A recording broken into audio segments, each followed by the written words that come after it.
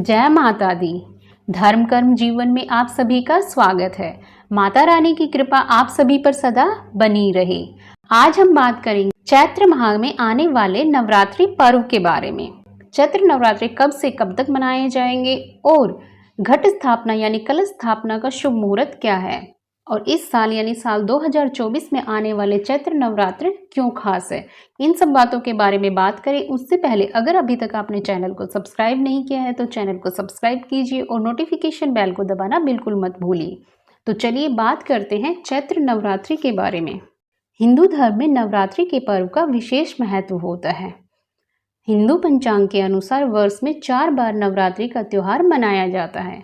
इसमें 2 नवरात्र मुख्य होते हैं, चैत्र और शारदीय नवरात्र, और 2 नवरात्र गुप्त नवरात्र होते हैं। चैत्र माह के शुक्ल पक्ष की प्रतिपदा तिथि से चैत्र नवरात्रि शुरू हो जाती है और अगले 9 दिनों तक चैत्र नवरात्रि का पर्व मनाया जाता है।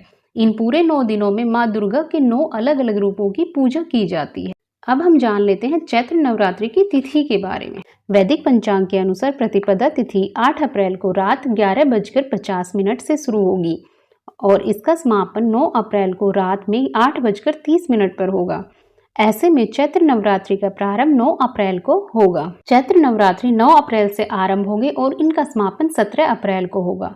17 अप्रैल को दुर्गा नवमी के दिन नवरात्र पारण किया जाएगा और 17 अप्रैल को ही रामनवमी भी मनाई जाएगी। अब हम बात कर लेते हैं चैत्र नवरात्र में घट स्थापना यानी कलश स्थापना के शुभ मुहूर्त के बारे में। वैदिक पंचांग के अनुसार चैत्र नवरात्रों की घट स्थापना का शुभ मुहूर्त है 9 अप्रैल को सुबह 6:02 से सुबह 10:16 तक, और घट स्थापना के लिए अभिजीत मुहूर्त है सुबह 11:57 से दोपहर 12:48 तक। इस तरह से घट स्थापना मुहूर्त की अवधि होगी 4 घंटे 14 मिनट तक। घट स्थापना यानी कलश स्थापना के लिए अभिजीत मुहूर्त सर्वोत्तम माना जाता है। घट स्थापना करते समय शुभ मुहूर्त होना बेहद जरूरी है, क्योंकि घट स्थापना करते समय देवी माँ का आह्वान किया जाता है। इस वर्ष नवरात्रि के पहले दिन यानी 9 अप्रैल को सर्वार्थ सिद्धि और अमृत योग रहेगा। वैदिक ज्योतिष में इन योगों में पूजा बहुत ही फलदायी होती है। हिंदू धर्म में किसी भी धार्मिक अनुष्ठान से पहले कलश स्थापना की जाती है। नवरात्रि में माँ दुर्गा की घट स्थापना या कलश स्थापना के बाद देवी माँ की चौकी स्थापित की जाती है तथा 9 दिनों तक इन देवियों का पूजन अर्चन किया जाता है। नवरात्रि में माता की पूजा अर्चना करने देवी दुर्गा की खास कृपा प्राप्त होती है। माँ दुर्गा की सवारी वैसे तो शेर है, लेकिन जब वह धरती पर आती है तो उनकी सवारी बदल जाती है। नवरात्रि के पहले दिन के वार के अनुसार ही माता की सवारी निर्धारित होती है।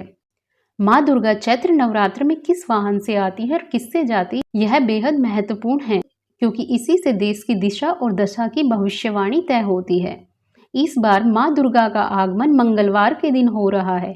देवी पुराण के अनुसार मंगलवार को देवी घोड़े पर सवार होकर आती हैं, जिसे शुभ नहीं माना जाता। यह राजनीतिक उथल पुथल, युद्ध और आपदाओं का द्योतक है। नवरात्रि के पहले दिन घट स्थापना की जाती है। पौराणिक कथाओं के अनुसार कलश को भगवान विष्णु का रूप माना जाता है, इसलिए नवरात्रि के दिन देवी दुर्गा की पूजा से पहले कलश की स्थापना की जाती। अश्विनी नक्षत्र और मंगलवार पड़ने के कारण विशेष योग अमृत सिद्धि का निर्माण हो रहा है, जो कि इस तिथि को और भी विशेष बना रहा है। नवरात्रि के प्रथम दिन जल्दी उठ जाएं और स्नान करके साफ सुथरे वस्त्र पहन लें। मंदिर की सफाई एक दिन पहले ही कर लें।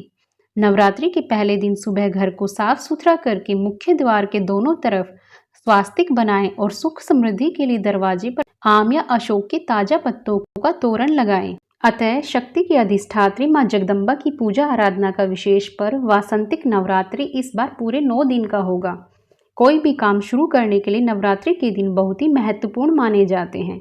इन 9 दिनों में माता रानी के भक्त व्रत रखते हैं और विधि पूर्वक माता की आराधना करते हैं। 9 दिनों तक चलने वाली नवरात्रि की शुरुआत कलश स्थापना के साथ होती है। नवरात्रि में कलश स्थापना का विशेष महत्व होता है और कलश स्थापना शुभ मुहूर्त में ही किया जाता है।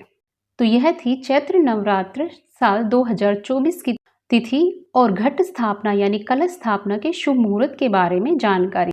साल 2024 के नवरात्र क्यों खास है, इस बारे में हमने बताया। तो आपको यह जानकारी कैसी लगी कमेंट बॉक्स में कमेंट करके जरूर बताइएगा। और अगर वीडियो अच्छी लगी है तो वीडियो को लाइक कीजिए, शेयर कीजिए और चैनल को सब्सक्राइब करना बिल्कुल मत भूलिएगा। धन्यवाद।